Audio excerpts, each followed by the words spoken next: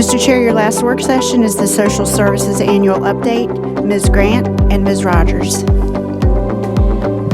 Mr. Chairman, members of the board, and Dr. Casey, I am Angie Grant, Board of the Chair, Chesterfield-Colonial Heights DSS Board. I'm delighted to stand before you this afternoon, and on behalf of the board, I would like to express our profound gratitude to you, the Board of Supervisors, for your unwavering support of Kiva and the Department of Social Services over the past year. Your support is invaluable and integral to our operations. We were just honored this week to have Dr. Casey a part of our board meeting. What words of insight, wisdom he has regarding the state of our Commonwealth, so supportive of outside-the-box thinking and the love of community partners. We appreciate that. Our board provides administrative policy oversight for a department that assists individuals, families, and our community. The goals are encouraging self-sufficiency, preservation, restoration of families, and protection of children, senior citizens, and people with disabilities. Our board firmly believes that our work is of the utmost importance to our community, and we are deeply appreciative of the vital role that you, the Board of Supervisors, play in this. Your support is a testament to our shared commitment to the well-being of our community.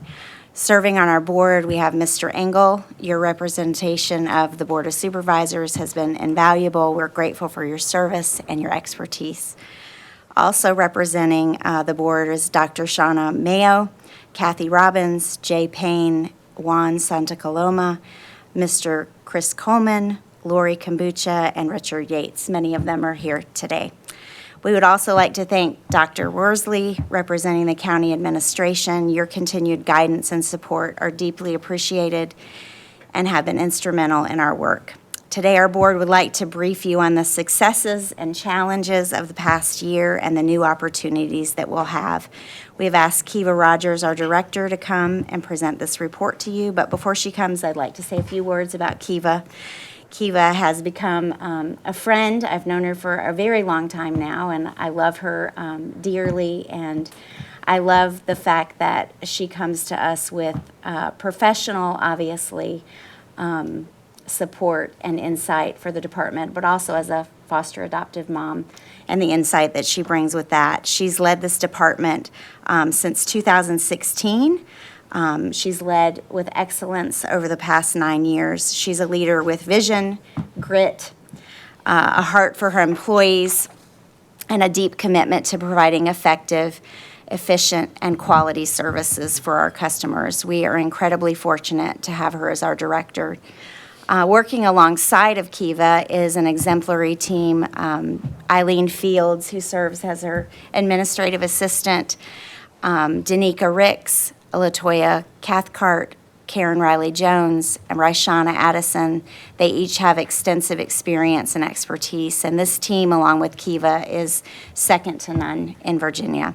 The work of social services is demanding, stressful, and often heartbreaking, and this team tirelessly works to create a culture of health, care, and integrity among its staff and communities of Chesterfield and Colonial Heights. Our board is privileged to work alongside it in a small way. Thank you for your time. I now invite Kiva to come and give her presentation. Thanks, Angie. Chair, members of the board, Dr. Casey. Year 9, I should have this figured out by now, the microphone.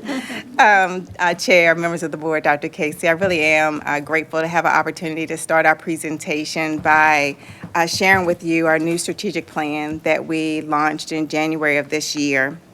This strategic plan really represents a significant amount of reflection and input across the department. The plan, when we started it, we wanted to look for create a clear path forward, one that really strengthened how we lead, how we partner with the community, and just overall how we serve the community. The plan centers around 4 key goals and areas of focus, starting with leading at every level, looking at our workforce, and we're working towards creating a culture of leadership, one where we empower staff to take initiative, solve problems, and continuously grow. That is so important to help us achieve goal 2, which is to provide and create a 5-star experience in service delivery. We're committed to delivering service not only with excellence, but to be efficient and most of all, compassionate. I'll share some of the data on workload. And what we strive to do is never forget that regardless of the 80,000 Medicaid recipients that we serve, those are 80,000 individuals who are behind those numbers and cases, and never lose sight of that. As we build on collaboration as the third goal that we focus on, we're breaking down silos. Today, we started really showing the power of what collaboration can do. Our strategic plan really makes intentional efforts to grow and to build on collaboration and working across divisions, not just within our department, but with other county departments as well as with community partners. And the last area that we focus on, Mr. Holland would absolutely love Goal 4. He was a big data person. He always wanted to see numbers. And we have really focused on becoming more data-driven in the work that we do. Dr. Miller said earlier today is hard work. You stole my line. I was going to say that at social services, we do a tremendous amount of hard work. And what we are doing now is, in addition to the hard work, also looking at the data and helping us to be more efficient, ensuring that we're being informed in our decision making, we're tracking our progress, and we're also being held accountable for everything that we do. This plan really is more than just a document. It is a roadmap that we're using to help guide the department as we continue to evolve and meet the needs of the community. Everything that you'll see today really is focused around the theme of collaboration, starting from everyday excellence to everything that you'll see today. Everything that we accomplish is because we work tirelessly with others. We cannot accomplish the work that we do by ourselves, whether it's citizens who help us to identify people in the community who are in need, or partnerships and innovation that the board oftentimes supports us to bring new innovative ideas to the community. Our plan is deeply rooted in developing our workforce.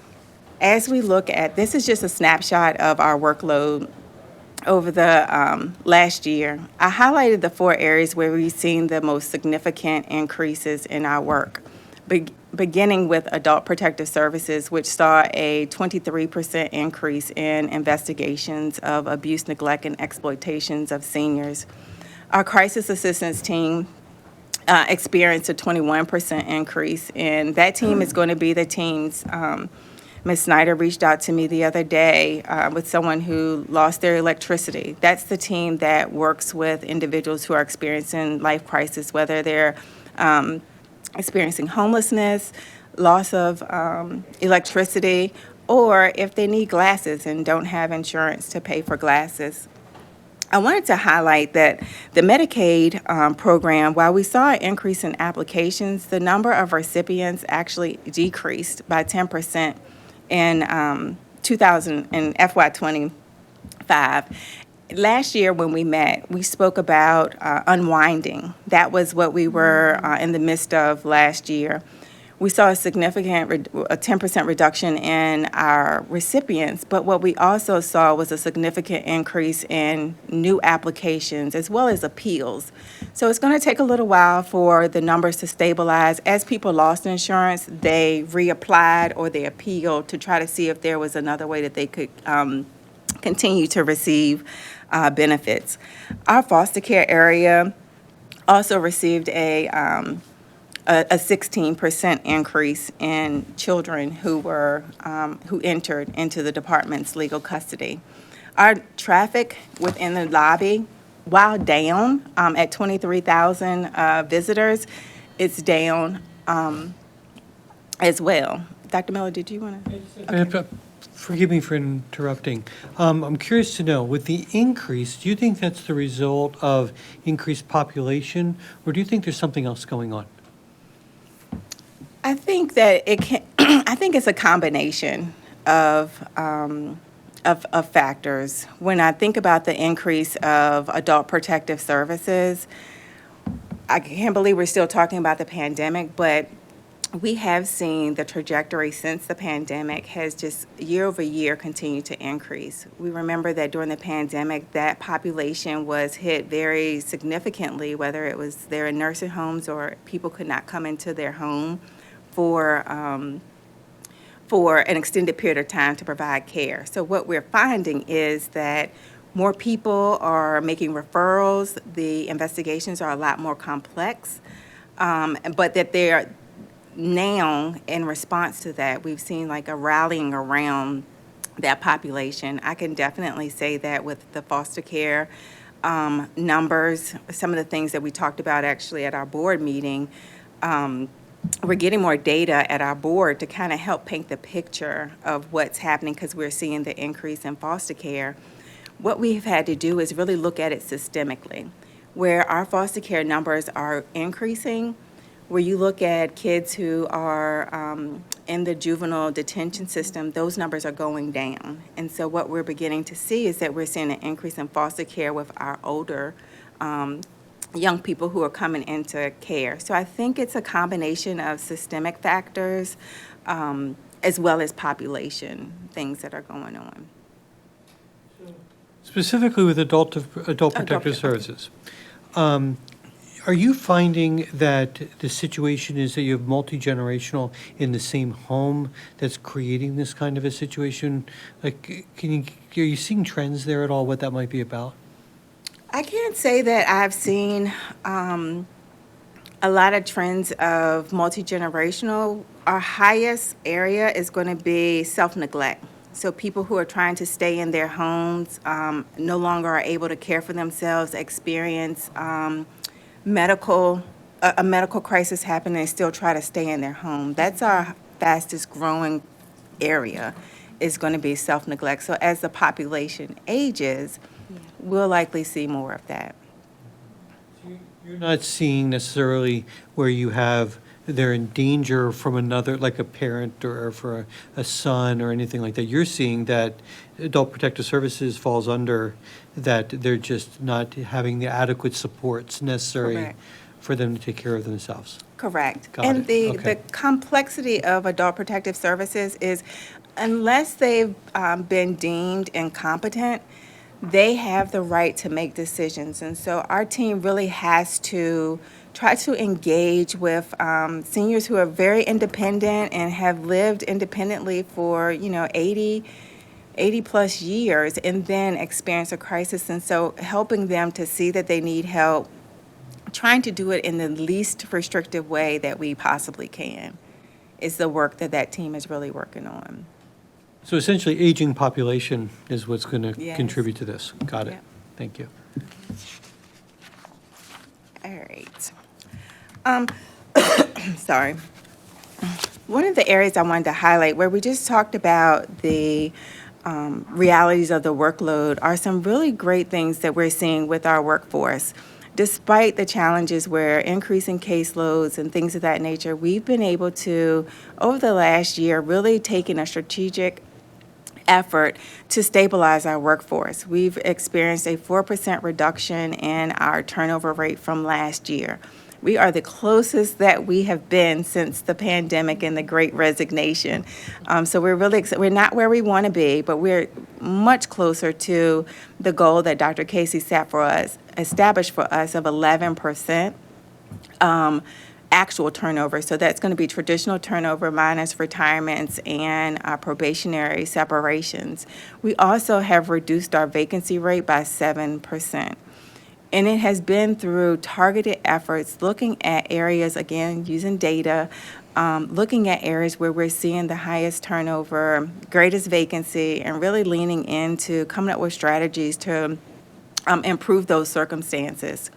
Employee wellness and engagement is also an area that we've been very intentional about. Secondary traumatic stress is a reality for the work that we do. The work that we did with University of Kentucky showed us that it's not just our child welfare area, but our front desk people are experiencing the demands as well, walking alongside people and being the first point of contact, as well as our benefit programs area. We oftentimes meet folks not during the best of times in their lives, and sometimes, you're the first person that they release their frustrations about life on. And we have really been intentional about focusing on just employee wellness through a partnership with the new employee behavioral health team. They have set up shop at our department, and they hold monthly support groups for our staff. They have been available to come over and do consultations if we reach out to them and say, hey, I've got a staff person who really had a very challenging situation. I had a conversation with one of the employees, and they were talking about how they had responded to a situation where there was a child fatality, and they were working with law enforcement and things of that, those folks, and then they had to step back and say there was a social worker who was out there who saw that, who experienced that. And so it's really giving recognition to the staff about the level of trauma that they have to work through. We've also focused on a care committee, revamping that. That's a group that's really focused on fun. How can we have fun, come together? With the picture that you see up there is just a game day, an event that we have for employees, where we just take time out of the day just to have fun and relax a little bit. We created a group called Boots on the Ground, which is a staff-led group that helps us to solve problems. It's solution focused. That's what our strategic plan is all about, coming to the table. We do allow you to complain for a little bit, but then you got to get your boots on the ground to help us to solve the challenges. That team is led by our human resources team, and we've been able to walk alongside staff so that everybody feels part of the solution. One of my a saying that I always say is, be the change that you want to see in the workplace, and we're trying to create opportunities for people to be part of the process. We also created a Rockstar Bazaar that we share with our board. It is a document that seems to be growing by pages every time it's published, of just shout outs that our staff have received. We usually receive a lot of complaints, and so it's good to just centralize all of the positive things that our staff are doing. Also focusing on professional development. We had 12 promotions, as well as three staff complete the career development plans. This is still continuing, but we've also dedicated training and support to our leadership team, and have created a leadership series to strengthen their leadership and how we move the department forward. I did want to take time to recognize 3 accomplishments that our staff made. One is that we received a NACO award for our kinship collaborative with the Citizen Engagement and Resources team, where oftentimes relatives assume custody of kids. Grandparents are caring for kids. That's the multi-generational stuff Dr. Miller was speaking about. And we created a resource group that really helps to sustain those families who oftentimes, their financial situation shifts. So we just wanted to create space for them to go and to learn all the resources that are available. We received an award with Housing Families First during the 2024 Governor's Housing Conference for our efforts with their Bringing Families Home program that I'll talk a little bit about. We also had a staff person, our Child Protective Services staff person, who was given this year's Outstanding Service Award by the Domestic Violence Task Force. So that just highlights a few of the things that our staff has accomplished this year. I wanted to continue with some examples of the results of community collaboration. One of the ways that we continue to focus on economic mobility is through our career and resource fairs. Since September of '24, we resumed these career fairs, and they've grown each time. We had our 5th one September of this year, which yielded the largest amount of participants. We had 87 participants, 12 employers, and we have 6 people who we definitely know received employment as a result of that fair last month. And so that's just one way that we're engaging with the community. Another is we've launched a partnership with the Virginia Healthcare Foundation. They are on site helping people to access medical care, helping with filling out applications, answering questions, just being a resource to customers who are in the lobby and who are trying to access health care. Last year, Capital One, we worked with them and they donated 30 bikes to our young people being served through child welfare. This year, their staff donated 90 bikes and helmets to our kids that we'll be able to distribute during the holiday season. Our department was the first site on the county property for the self-serve naloxone. I worked on that word. Distribution. Pretty close. And it continues to be the most popular county site. It not only do we administer naloxone, we also administer or provide resources in general. Again, those are examples of the way that we are able to expand our mission. Our board is very committed to moving us away from being transactional, and that our work is solely focused on the safety net programs that we administer, but really looking at how can we make people better off as a result of their contact with us and moving more into a transformational model. Our Motel to Home for All partnership is a great example of that. Last year, you all provided $300,000 to us to continue with eviction prevention using ARPA funds, and we partnered with ACTS. That money has since been depleted.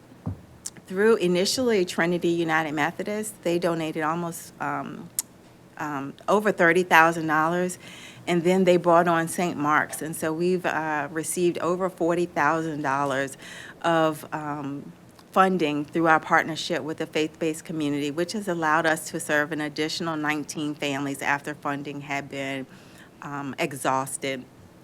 We are also working with the county and the Surge Center, which is a regional effort to provide shelter during extreme weather. And the great thing about the partnership with Caritas is that they offer a continuum of services. And so our families and individuals who are there have access to things such as jobs or substance abuse treatment. It's more than just a bed that they can get through Caritas. I hope this works. JC's videos works. But I want to kind of switch course and talk a little bit about the federal or legislative changes that are underway. I'm going to actually let Jonathan, who is featured here, to do the highlights of the changes specifically regarding the SNAP program. From your department. Jonathan is from my department. It worked. As of October 1st, 2025, SNAP applicants and recipients will be required to provide verification of housing, medical, and dependent care expenses. Also, the work requirements have changed. Individuals between the ages of 18 and 64 must work at least 80 hours per month to be eligible to receive SNAP benefits. Exemptions to this requirement have been removed for homeless individuals, veterans, youth aged 24 and under who have aged out of foster care, and persons with children aged 14 to 17. Changes to the SNAP work requirement are the result of H.R. 1, also known as One Big Beautiful Bill Act, which was passed on July 4th, 2025. H.R. 1 also requires states to maintain a payment error rate below 6% to receive full federal funding. As a result, Governor Youngkin issued Executive Order Number 13, which requires expanded verification requirements. To avoid delays in processing your application, please have all required documentation ready when submitting new or renewal applications. If your address or phone number changes, report it immediately. To ensure you receive important notices on time, you can update your information online at commonhelp.virginia.gov or by phone at 855-635-4370. Keeping your contact information current helps us serve you better. We are here to help you. Please remember that these changes do not automatically mean you will lose benefits or be denied. We review each situation carefully to determine eligibility.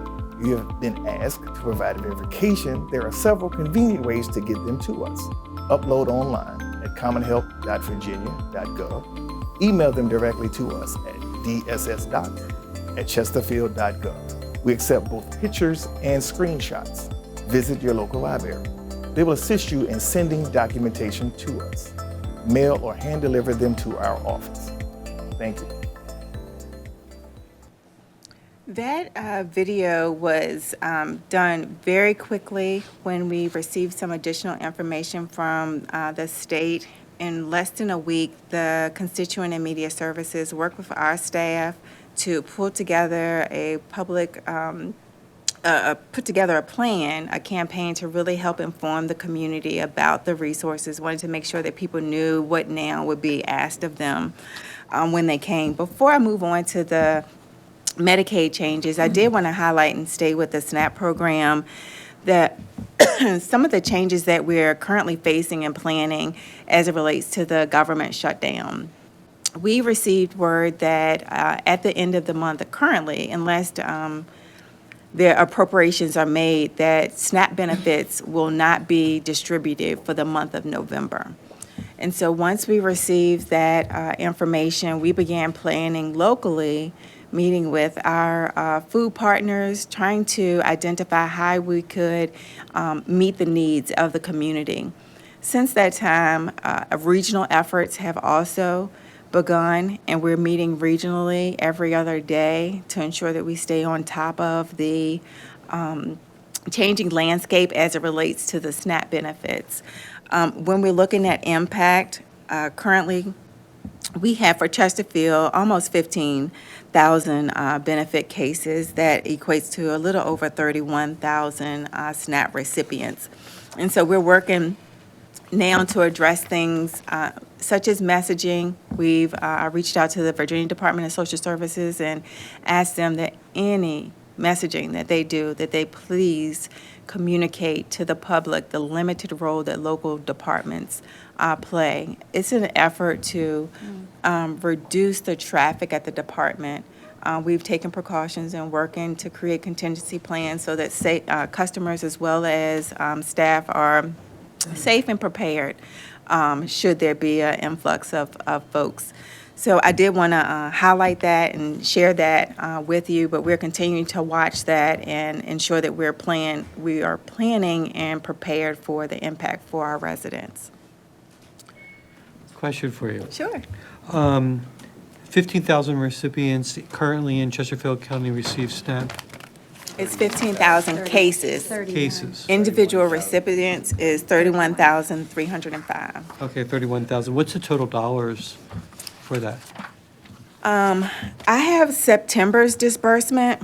Chesterfield disbursement was almost 6 million, 5,868,278 for September. 6 million just for September. Correct. Okay. Now, the payment error rate is for all of Virginia, correct? Correct. And we have a target of 6%. Correct. What is the current payment error rate in Virginia right now? 11%. You're Is stealing it- my slide. Oh, am I jumping ahead? No, you're good. I'm sorry. That's the fiscal impact slide that I'm going to Okay, share. I will No, hold you're up on my fine, you're fine. questions. I can scoot through the slide. Okay. Yes, it's 11%. She knew where I was going. Yes, Okay. and for the error rate, if Virginia error rate stays that way, it will be an additional $270 million that Virginia has to absorb. And so there's a plan that currently the state is working to implement to lower Virginia's rate under 6. If we get under 6, then there's no fiscal impact to states. And that's where our planning is now, because we have until October of 26, I think. Okay.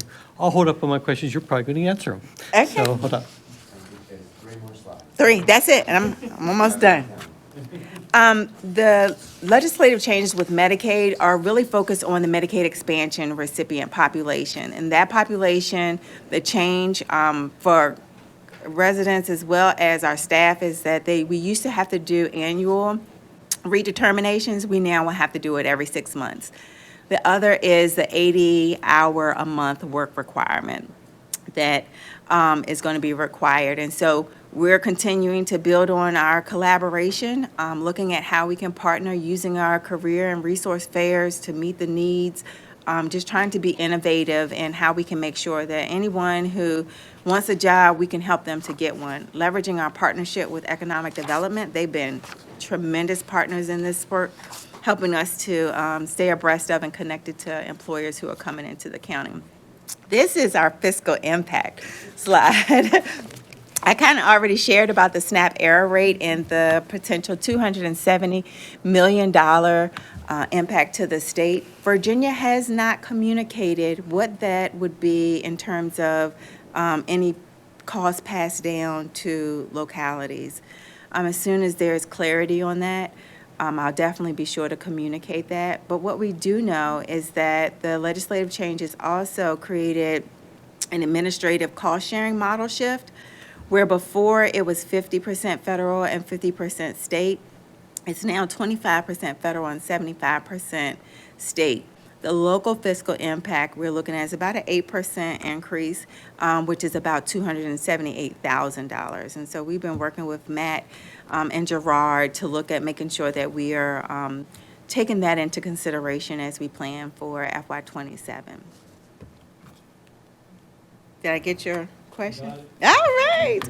All right. And so we have our own, the state has an implementation plan. We have also an implementation plan where we're looking at and focused on workload as well as error reduction strategy. We're focusing on 4 key areas: training, process improvement, using technology. Mr. Engel is going to get us using AI if it's the last thing he does, as well as community engagement and really having the community, business community, faith-based, nonprofit.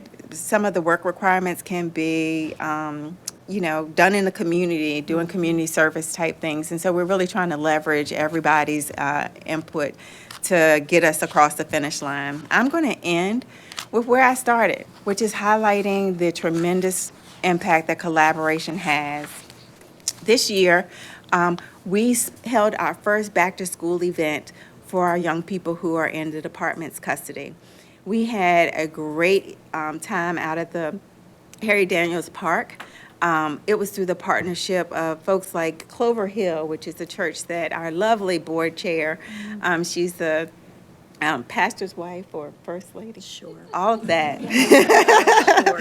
They're extremely supportive. We also partnered with Anthem and Worth Days and Home Depot.